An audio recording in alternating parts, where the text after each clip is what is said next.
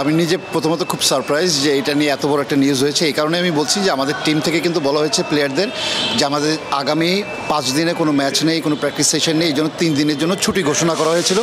এবং বলা হয়েছিল পাশাপাশি যে যারা ঢাকায় অবস্থান করে তারা চাইলে তারা বাসায় গিয়ে তারা রেস্ট নিতে পারে, চেক আউট করতে পারে।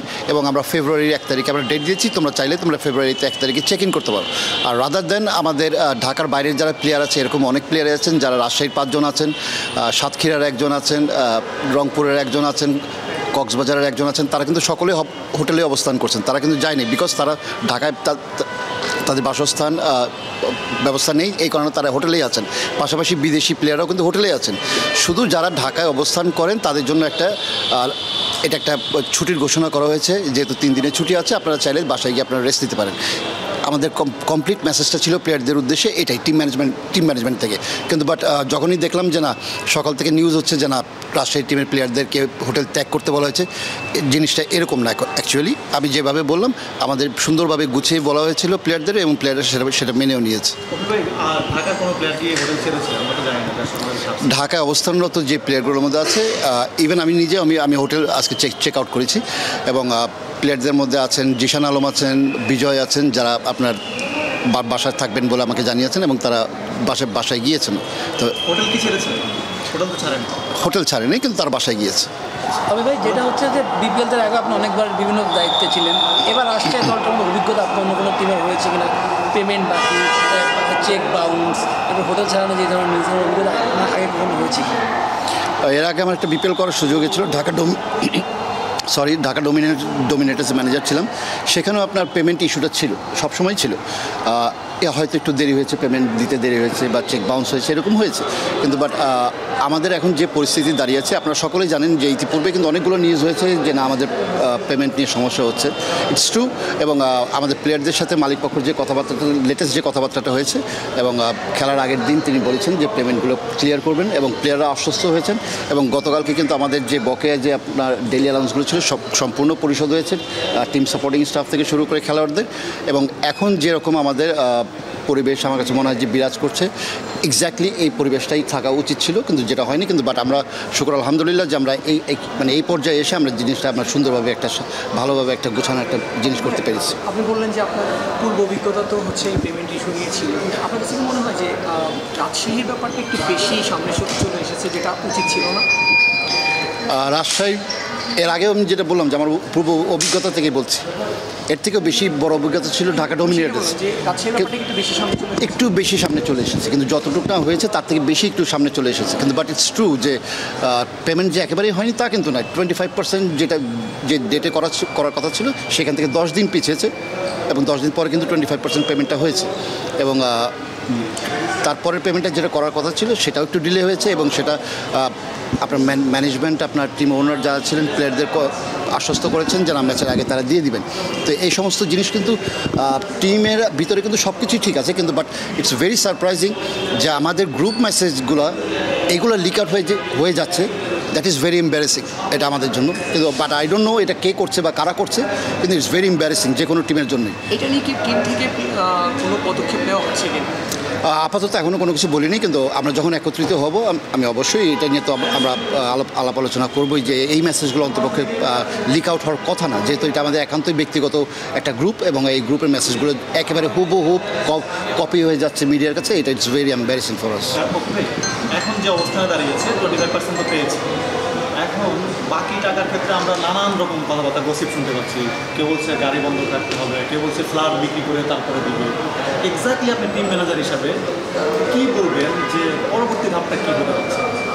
না, এরকম কোনো কিছু না, আপনি যেগুলো বললেন। কিন্তু আমার কাছে যেটা মনে হয়, যেহেতু তিনি কমিটমেন্ট করেছেন, প্লেয়াররাও সবাই আশ্বস্ত হয়েছেন যে ম্যাচের আগের দিনই একটা পেমেন্ট তিনি করবেন, এবং আমরা সেখানেই অবস্থান করছি। এবং আমার কাছে মনে হয় যে এটা সম্ভব, এটা করাটা সম্ভব। এবং আমাদের টিম ওনারের পক্ষে থেকে যে আমাকে আশ্বস্ত করা হয়েছে, ইভেন প্লেয়ারদের, তার আমরা সকলে আশ্বস্ত হয়েছি, এবং তিনি করবেন ইনশাআল্লাহ। ম্যাচ বলতে কোনটার কথা মনে হচ্ছে?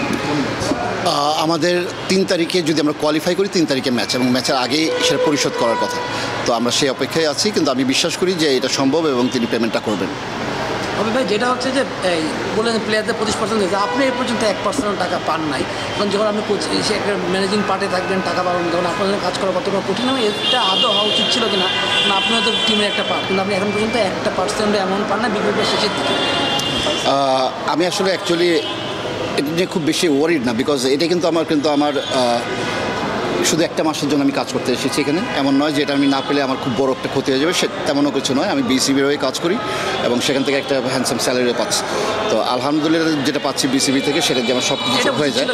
এটা উচিত ছিল হয়তো তাদের পেমেন্টটা করা, কিন্তু তারা করেনি। কিন্তু তারপরেও আমার কাছে মনে হয় যে আমার সাথে গতকালকেও রাত্রেবেলায় টিম ওনারের সাথে কথা হয়েছেন, তিনি আমাকে আশ্বস্ত করেছেন যে নেক্সট পেমেন্টটা প্লেয়ারদের যেদিন পেমেন্ট হবে সেদিন আমার পেমেন্টটাও তিনি করবেন।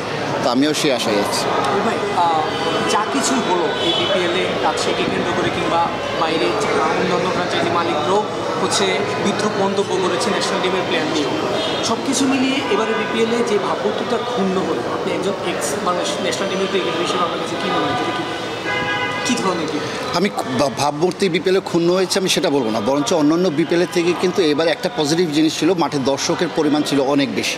এবং 2012-এর পর আমার কাছে মনে হয় যে দর্শকের সংখ্যাটা এই বছরই সবথেকে বেশি হয়েছে। এবং ক্রিকেট লাভার যারা আছেন এবং এক্সপেক্টেডার যারা আছেন তারা অনেক বেশি আগ্রহ দেখাচ্ছেন এই বিপিএল নিয়ে। এবং পাশাপাশি মিডিয়া আমার কাছে মনে হয় না এত বেশি ফোকাস কোনো বিপিএলে ছিল। এই বছর যে পরিমাণ ফোকাস এবং মিডিয়াতে যারা কাজ করছে তারা যেভাবে ইনভলভ হয়েছে বিপিএলের সাথে, পাশাপাশি খেলার স্ট্যান্ডার্ড আমার কাছে মনে হয় যে আগের থেকে অনেক বেড়েছে। এবং বিসিবি এবার আপনারা জানেন যে অগাস্টের পর থেকে জুন জুলাই অগাস্টের পর থেকে কিন্তু দেশের পরিস্থিতি খুব একটা বেশি ভালো ছিল না। তারপরেও কিন্তু বিপিএল কিন্তু ম্যানেজ করেছে এবং ক্রিকেট বোর্ড সেটা আগ্রহ দেখে কিন্তু তারা কিন্তু পথ চলা শুরু করেছে। এবং সব কিছু মিলে আমার কাছে মনে হয় যে বিপিএলের স্ট্যান্ডার্ড যে কমে গেছে আমি সেটা বলছি না, বাট বিপিএলের জায়গায় আছে। কিন্তু হ্যাঁ, কিছু অপ্রীতিকর ঘটনা ঘটেছে, সেটা পেমেন্ট ইস্যু নিয়ে হইতে পারে। কিন্তু বাট আমার কাছে মনে হয় যে এটা হয়তো ক্রিকেট বোর্ড প্রেসিডেন্ট আগামীতে এই সমস্ত বিষয়গুলো খুব ভালোভাবে আগলে নেবেন এবং আগামী বিপিএলতে আমার কাছে মনে হয় যে আমরা সুন্দরভাবে গুছিয়ে করতে পারবো, আমি এই বিশ্বাস করি। তবে ইন্টারন্যাশনাল ক্রিকেটদের নিয়ে যারা কাজ করে তারা যখন নিউজ আগ্রহ হারাই ফেলবে না, আপনার কাছে কি মনে হয়? আমার কাছে এটা মনে হয় না, কারণ বিদেশি প্লেয়াররা কিন্তু মুখিয়ে থাকেন যে ফ্র্যাঞ্চাইজি টুর্নামেন্টগুলো খেলতে, কারণ বড় একটা পারিশ্রমিকের জায়গা এখানে। তো কেউ চায় না যে একটা বড় পারিশ্রমিক ছুটে যায়। হয়তো আপনার যে সিচুয়েশনটা হয়েছে হয়তো একটা তিনি মন্তব্য করেছেন, কিন্তু আমার কাছে মনে হয় না যে তারা আসবে না, এমনটা নয়। হয়তো আপনার সামনেবারে বিপিএল আরও বড় বিগ নেমসও দেখতে পারবেন যে ফরেন প্লেয়ারদের। তো আমি বিশ্বাস করি তারা খেলতে অবশ্যই আসবেন।